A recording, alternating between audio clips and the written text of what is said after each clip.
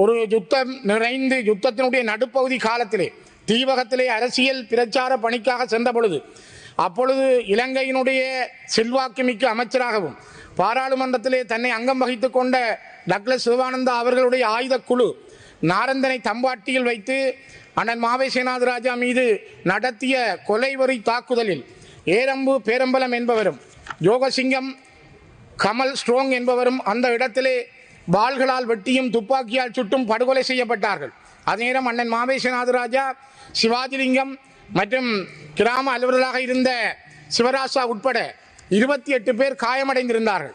மிகப்பெரிய கொலைவெறி தாக்குதலை டக்ளஸ் தேவானந்தா தலைமையிலான இபிடிபி என்கிற அரசு சார்பு ஆயுத குழு 2001ஆம் ஆண்டு 11ஆம் மாதம் 28ஆம் தேதி ஊர்வாத்துறையினுடைய தம்பாட்டி நாரந்தனை பகுதியிலே இந்த கொலைவெறி தாக்குதலை நடத்தியிருந்தது.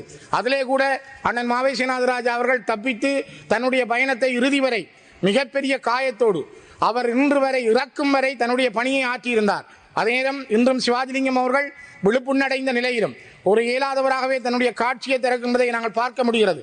ஆகவே இந்த மண்ணிலே ஒரு முறை ஆனரவு பகுதியில் அண்ணன் மாவை சேனாதிராஜா அவர்கள் இராணுவத்தினரால் அடித்து கொலை செய்யப்பட்டு இறந்து விட்டார் என்ற நிலையிலே எறிந்து விட்டு போன நிலையிலும் அவர் உயிர் தப்பி இருந்தார்.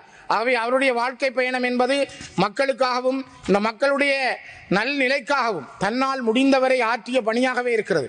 அவருடைய குடும்பத்தினருக்கும் எங்களுடைய ஆழ்ந்த அனுதாபங்களை தெரிவிப்பதோடு அவருடைய இழப்பு என்பது இன்று நேற்று நாங்கள் பார்க்கிற பொழுது தமிழ் தேசிய அரசியலில் எவ்வளவு ஒரு பெரிய இடைவெளியை ஏற்படுத்தி இருக்கிறது, அது தமிழ் மக்களுக்கு எவ்வளவு பாரதூரமானது என்பதை கூட உணர முடிகிறது. ஆகவே அண்ணன் மாவை சேனாதிராஜா அவர்களுக்கும் ஏனையவர்களுக்கும் இந்த இடத்துல என்னுடைய அஞ்சலிகளை செய்து அனுதாப பேரணியை நிறைவு செய்கிறேன்.